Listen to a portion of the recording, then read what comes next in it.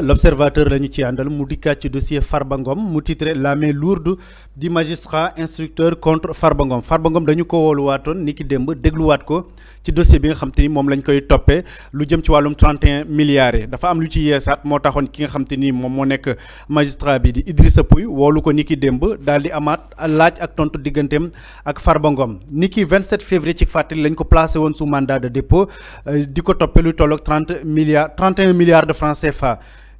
jano bi nga xam te am na ko démb ak Idrissa Pouye ci fukki simili rek la yem maanaam nekkul loo xam te ni lu yàgg la mais bi nga xam te déglu nañu ko dañu koy toppewaat ay fait maanaam jëf yu ñaaw yoo xam te ni mu ngi ko def moom Farba Ngom diggante 2020 jàpp 2024 bi nga xam te auditionné nañ ko ak li ñu koy toppewaat mooy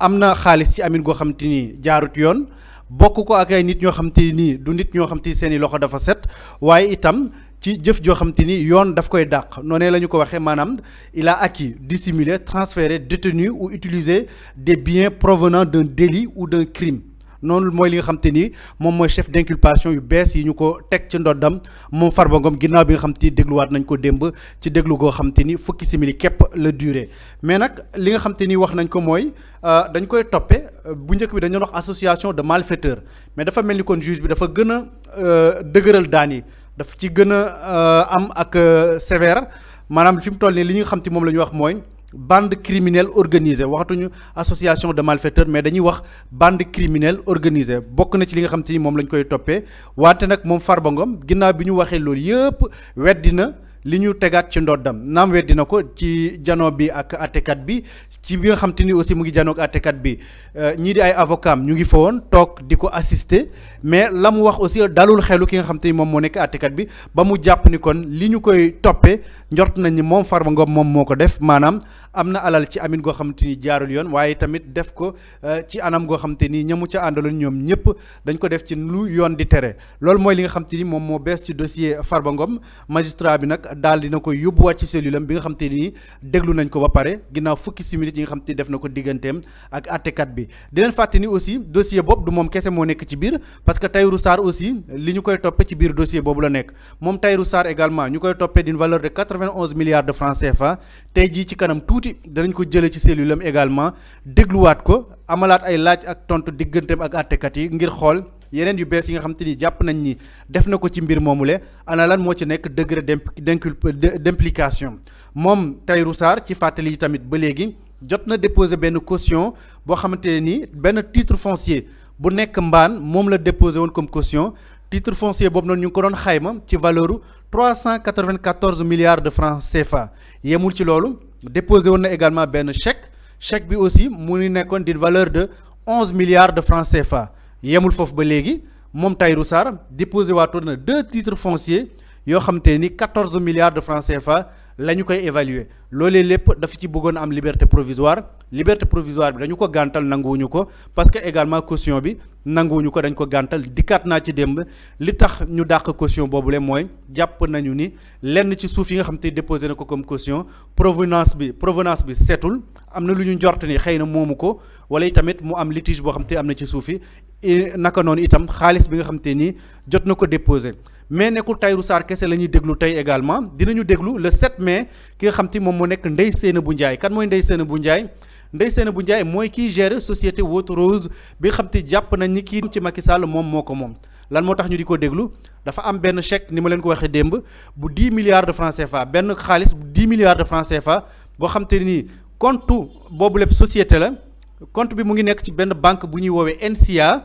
10 milliards yooyu noonu mu ngi jóge ci benn société boo xam te ne nii Farba Ngom moo ko moom dugg ci compte société Water Rose boobu nga xam te ni Ndeye Seynabou Ndiaye moo koy gérer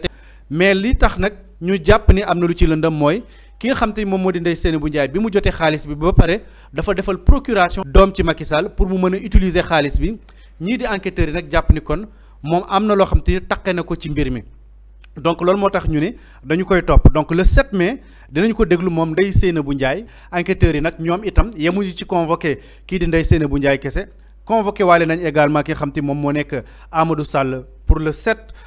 mai également mais ñi nga xam te ñoom ñoo jege dossier bi li ñu wax mooy Ndeye Seynabou Ndiaye jamono jile nekkul ci biir réew mi mu ngi à l'étranger di fàttali également société boobu nga xam te nee nañu moom lay gérer te kenn enregistré wu ko Sénégal ñu ngi ko enregistré en Côte d'Ivoire foofu la ñu enregistré société boobu di Wood Rose donc loolu moo nekkaat également information yu bees yi nga xam te nii xew na ci biir dossier bi fi ma ko tàmbaleeg yéen mooy Farba Ngom woon nañ ko démb dégluwaat nañ ko inculpé waat nañu ko ci li nga xam te ni moom la ñu koy toppee dossier 31 milliards yi ñu ne nag bi yoon dañu gën a corser li nga xam te ni moom moo nekk charge yi parce que jàpp nañu ni bande criminelle organisée ci lañ ko jëfee wante itam li nga xam te ni dafa acquérir de manière dissimulée ba pare transférer aussi ou bien détenir li nga xam te ni moom la ñuy wax des biens provenant d'un délit ou d'un crime loolu mooy li nga xam te ni moom lañ koy toppee moom Farba Ngom wax naa itam li nga xam te moo ñeel dossier bi ku ci demee ni Ndeye Seynabou Ndiaye bu fekkente ni c'est confirmé que ni nekkul ci biir Sénégal ndax dina ñëwaat ci biir réew mi dem wuy ji li nga xam te moo nekk wooteeb yoon ou pas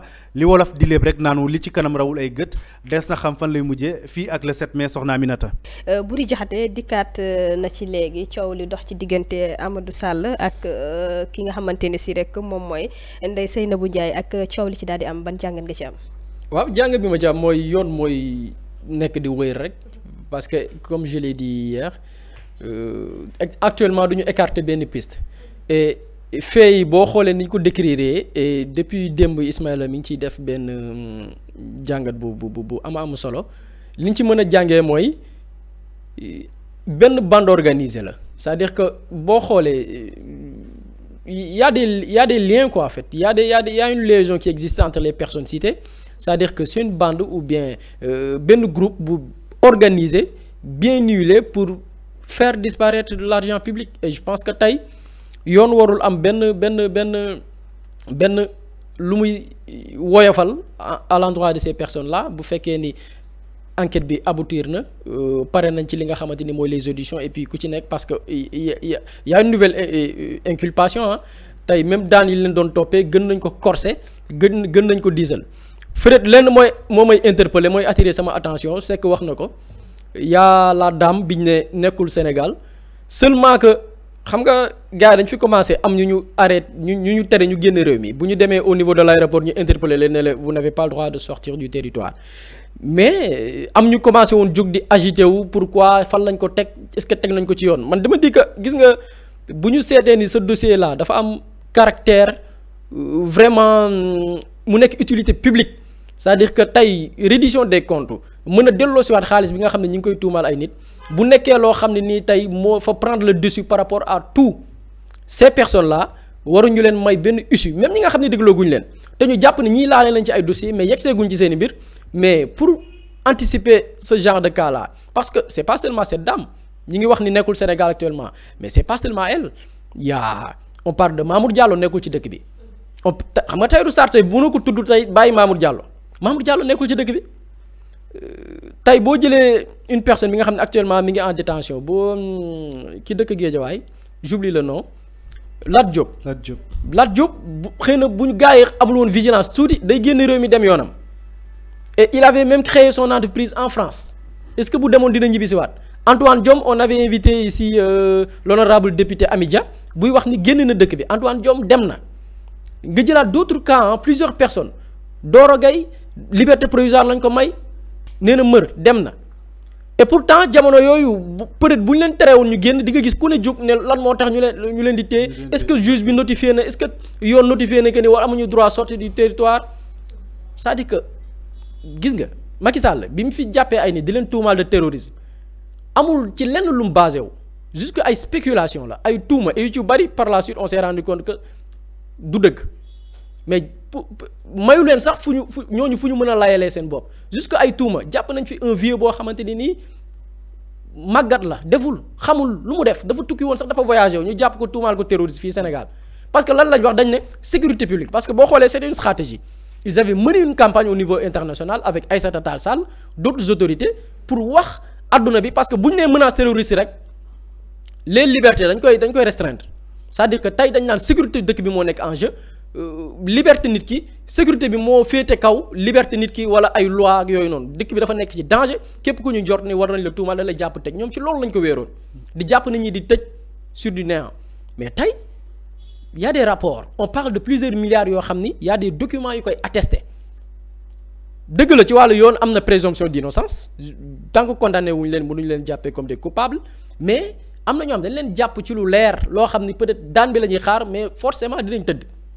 ñooñu waroo leen may buntu bu ñu génnee réew mi ñooñu il va falloir fermer les frontières pour eux ces personnes là bu ñu génn dëkk bi même ñi ñëwagul parce que on parle de plusieurs fuites man mën nañ compter plus d'une dizaine de personnes yoo xam ne daw nañ Amadou bu ko fàtte. Mame Mbaye Niang si on compte des morts ci dëkk bi bu ñu demee ba Sénégal après parce que boo xoolee mars 2021 on parle d'une dizaine de morts mais avec l'affaire Mame Mbaye Niang li ci tegu ci ay morts kenn xamul nu mu toll. parce que c'est l'élément déclencheur quoi. c'est l'élément déclencheur Mame Mbaye Niang moo nekk au cœur ci tappale yooyu noonu. par la complicité avec la complicité de Macky Sall mais daw na. te fii la fi nekkoon di fëgg dënn di organiser ay conférence de presse yenn sénégalais yi nga xamante ne nii peut-être bëgguñu seen réew di ko soutenir Ousmane Sonko taxaw ne diw jàpp nañ ko ci ay affaire de milliards tudd nañ ko ci rapport on parle du bien public l'argent public xaalisu sénégalais vous voyez des sénégalais qui soutiennent Mame Mbaye Niang te pourtant mënoon nga bañ a xool Ousmane Sonko comme politique considérer ko comme un sénégalais buy alerter ci suñuy milliards yoo xam ne dañ ko jaarale ci lu tegul yoon mais on voit l'homme politique qui annonce ou bien qui dénonce des présumés détournements de fonds publics plusieurs milliards pour un projet boo xamante ni mënoon na créer plusieurs emplois Mame Mbaye Niang sur du mensonge loo xamante ni nee nañ du dëgg xam nañ ne rapport bi amul rapport bi am na ça existe bel et bien. mais c'est clair le premier ministre a dit que ne rapport bi egsi na ci table am. ouais c'est-à-dire que des personnes taal nañ dëkk bi ci ay caaxaan ci lu dul dëgg ay nit dee ci pare jeex na et puis ñu jël seen avion daw génn dëkk bi quoi. Mame Mbaye Niang man personnellement je me suis dit bi ñu changé dëkk bi alternance bi mu amee ci ngoon gi pile waa ji dafa waroon nekk cible bu mu génn dëkk bi lan la yabee sénégalais yi ci loo xam ne moom moo xam na ni du dëgg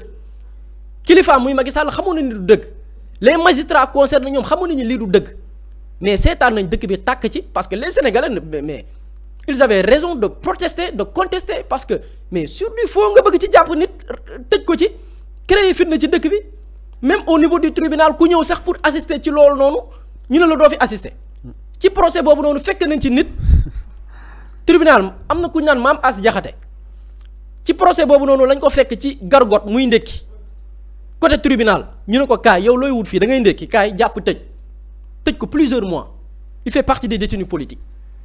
seulement pour aller assister à ce procès boo xamante ni caaxaan la tappale la et je pense que man loolu moo ma intéresse ci dossier bi on parle de plusieurs cas de fuite mais il va falloir sécuriser les frontières gis nga ces gens là waruñu génn réew mi. ci bari ay double nationalité lañ yor. ay double ndax topp leen sax dina yomb. pour ñu exactement ci réew mi. dans certains pays c'est que soulevé woon na ko fi du ñu rapatrier seeni doomi réew c'est-à-dire que y a des gens qui avaient occupé des fonctions ici au Sénégal et qui bénéficiaient de double nationalité sénégalaise et française ou bien d'autres pays mais ñooñu dans leur pays France ay citoyens lañ du ñu leen libérer dañ leen di téye bu leen Sénégal soxla pour indi leen day jafe parce que ils sont citoyens français ça pose problème donc nag pour parer à toute éventualité anticiper toutes les possibilités yi nga xamante ni mën na am il va falloir fermer les frontières ces gens-là y a notification ou pas waruñu génn dëkk bi képp koo xam ne sa dossier mi ngi tege ci table bi di xaar woowu nañ la woowaguñ la waroo génn dëkk bi parce que question d'intérêt public la xaalis bi la ñu war a indiwaat ci réew mi séddalewaat ko Sénégalais yi ñu mën ci bénéficier wu li ñu leen xañ pendant plusieurs années ñu mën ko delloowaat ci trésor public Sénégalais yi mën ci jëriñoo au moins ñu musal ñu ci ay bor yoo xamante ni peut-être taux yi ñuy dikkee wala intérêt yi ñun ñoo ci gën a gaañuwaat alors que y a l'argent qui est là y a des gens qui se sont enrichis de manière illicite il va falloir édifier loolu lépp et mesures yi ñu war a jël mooy empêcher leen ñu génn dëkk bi parce que mënuñu rek tudd ay nit ana diw ñu ne dem na ana diw Amadou Sall on parle de sa convocation le 7 mai mais je crois pas qu'il va venir. Non mais jamais. Parce que déjà dans ce même dossier on parle d'une autre personne qui est impliquée dans le dossier mais à qui on avait proposé de sortir du pays. Sortir, exactement nekkoon na génn dëkk bi donc qui proposé dit pour mu daw mais kooku du moom moo toog di kooku mooy ñëw exactement di wuyu quoi à préciser également dafa mel ni xam naa bi may def indi jour dama juum donc c'est Amadou Sall xaw ma ban tur laa wax mais gars ñu ngi may signaler c'est Amadou Sall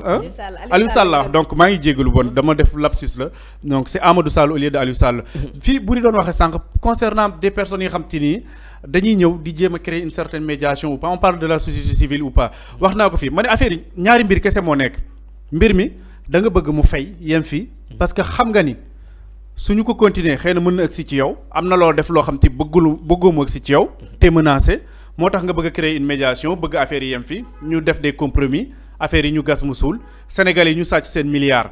coowal Covid 19 bi sénégalais yi demoon hôpital amuñu lal bu ñu tëdd ñu dee sénégalais yi demoon hôpital amuñu oxygène boo xam te dinañ leen koy jox ñu dee tout ça ñi lekk xaalis boobu noonu yëpp ñoom dañuy continuer am liberté dara du leen ci fekk victime yooyu noonu ñu dee sans que ñu rendre leen justice ñooñu ñëpp buy fekkee y a une communauté boo xam te ne nii ay quelques nit lañ ñu bëgg a jóg bëgg ñu imposer un dialogue bëgg ñu imposer une crise forcé ñu dañu nekk ci crise on n'est pas dans une crise ñu bëgg ñu ko forcer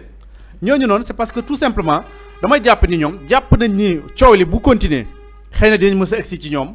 wala dinañ egsi ci koo xam te dafay tooyal seen ceeb mbir yi loolu kese la quand les intérêts sont menacés ku ci nekk da ngay jóg xool naka ngay def pour protéger say intérêts mais li ñu topp yoon bi ni buri dafay wax que ni gars yi dañu waroon a sécuriser les frontières dañ ko war a sécuriser mais même on doit revoir gars yi dañ ko wax tous les jours gars yi cautionné di génn parce que même boo delloo xaalis bi le mal est déjà fait bu nekkee cas Covid 19 par exemple foofu noonu ñi ci dee parce que amuñu woon oxygène ñi ci dee parce que hôpital mënu leen woon a jël parce que amuñu ay lits te xaalis bi nga xam te moom moo waroon def loolu dégagé woon nañu ko ñooñu dañ leen war a rendre justice yow boo fayee yi tamit nga fay xaalis tamit te participé à la mort de quelqu'un def nga loo xam te moo tax ay nit dee def nga loo xam te moo neex tax ñu nekk ci une situation critique donc boo fay xaalis ba pare dañ la war a juger pour crime boobu nga def noonu donc on parle de liberté provisoire ou pas on sait très bien que les gars yi doon tenter tous les jours ñu ne dañuy tenter chance dem aéroport waaye dañuy jéem a xool ak nii ku ci génn doo ñëwaat ku ci génn day ñëwaat ñu ci bëri itam xëy na dañoo wóor woon seen sëriñ moo taxoon ñu toog di xaar mais xamoon nañu seen dossier dinañ ko xool tôt ou tard maintenant nag c'est à la justice d'être très ferme bi ñu naan justice est rendue au nom du peuple ñun peuple bi donc il faut aussi que justice di adapté wu ci bëgg-bëggu peuple bi bu ñu nee peuple bi lii la ñu bëgg ak yooyu ñu xool des lois yoo xam te ni dina méngoo ak jëfinu nit ñi parce qu'on le dit souvent am na ñoo xam ne bu ñu doxalee on fera l'apologie du vol am na ñoo xam te ni du ñu leen dissuader ñi fi nekk wala ñeneen ñi war a ñëw dañ naan bu ñu sàccee itam fii lay mujj da ngay sàcc 100 milliards consigner 50 milliards ñu bàyyi la après dàqante bi fii ak 5 ans on sait jamais ce qui va se passer beneen gouvernement mën nañu ñoom sax mën nañu ñëwaat au pouvoir mën nañ leen sax delloo li ñu consigné woon seetal seen der mais il faudra être sévère avec ñi nga xam te ni tey dañu sàcc alalu askan bi te teguñu ko fenn rawatina ak des milliards gis nga même 1 franc boo ko sàccee 1 franc boo xam te ni moomuloo ko dañu war a dal ci sa kaw parce que loolu mooy tax keneen ki ñu dénkagul bés bu ñu ko dénkee dina bàyyi xel buri daf ko wax dem fekk àgguñu ci situation boo xam te ni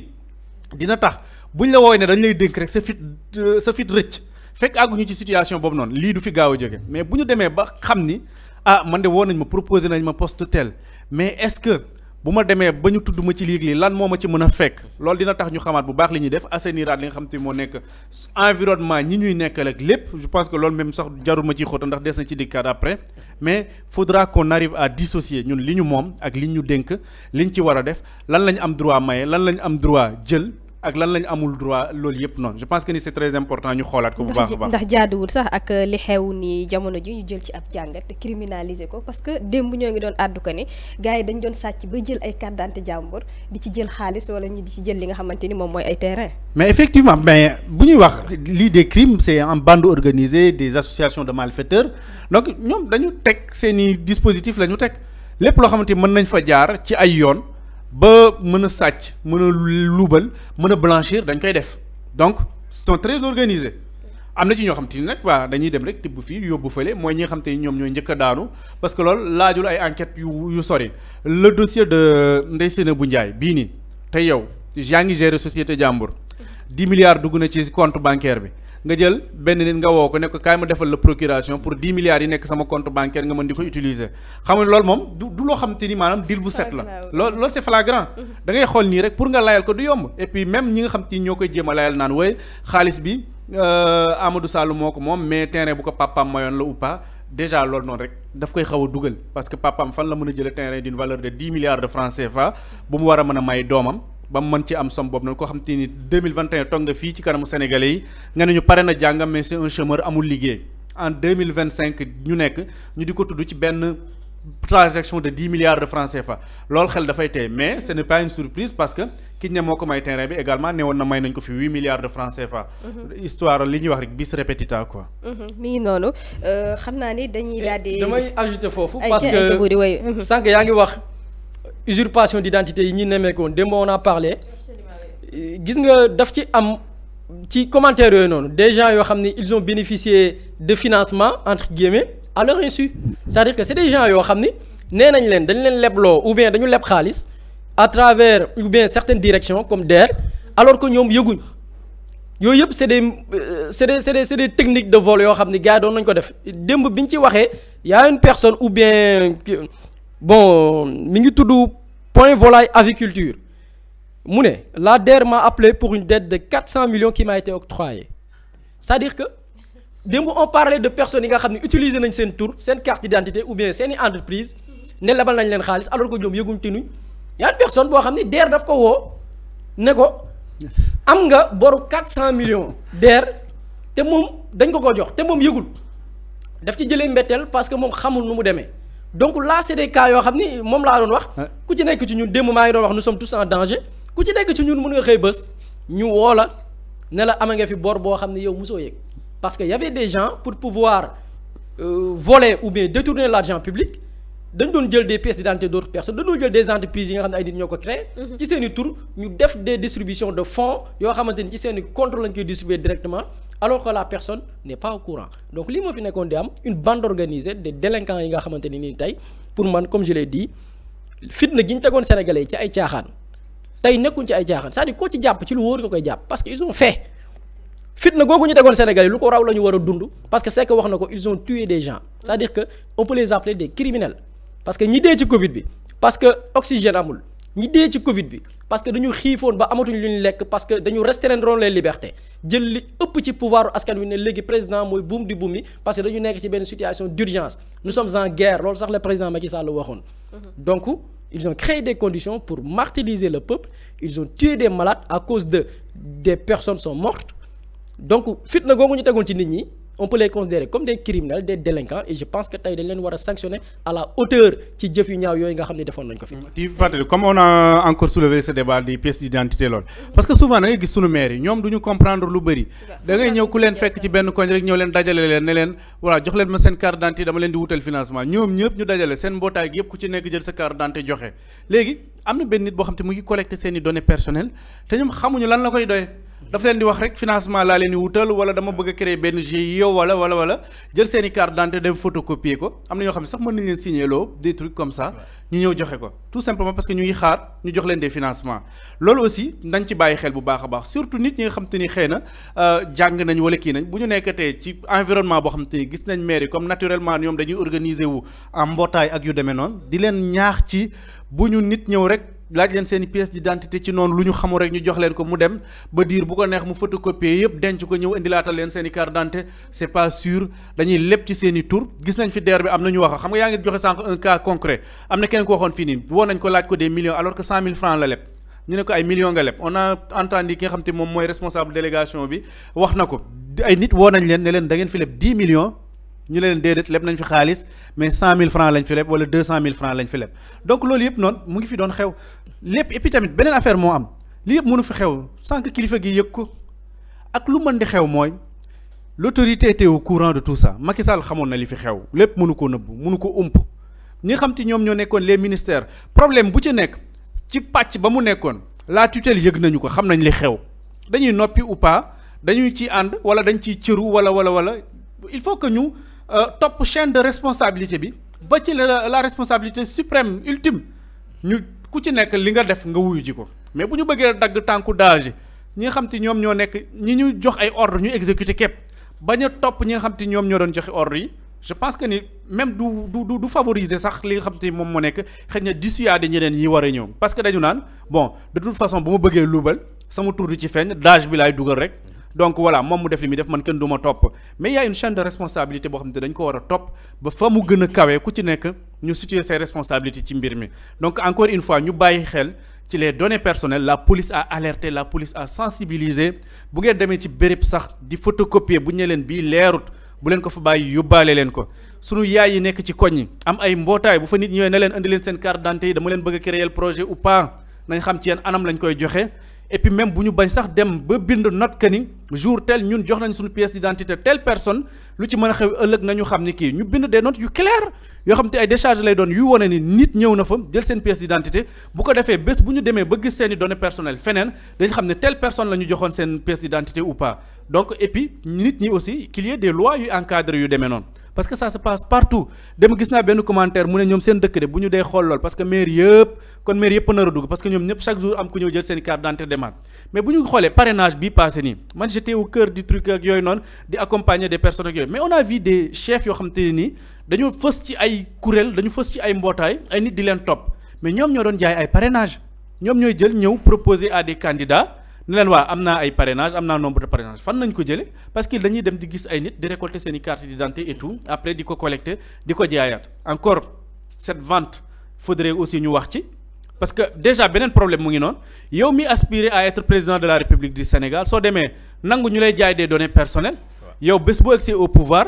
du nekk yow yaay xeex loolu bés boo accès au pouvoir du nekk yow yaay xeex ku utiliser carte d'identité jàmbur di ci sàcc terrain wala di ci def leneen donc li nga doon wax démb rek exemple bi nga doon joxe rek li feeñ ci say nuyoo na ca ngoro ga donc ñi bëgg wut suñuy di dagaan suñuy baat aussi di nangu accepter yenn pratiques yu mel noonu aussi ce sont pas des gens yoo xam ne sont dignes de confiance. Ismaïla da nga laal aspect bu am solo jëm ci carte d'identité yi parce que am na démb ku ma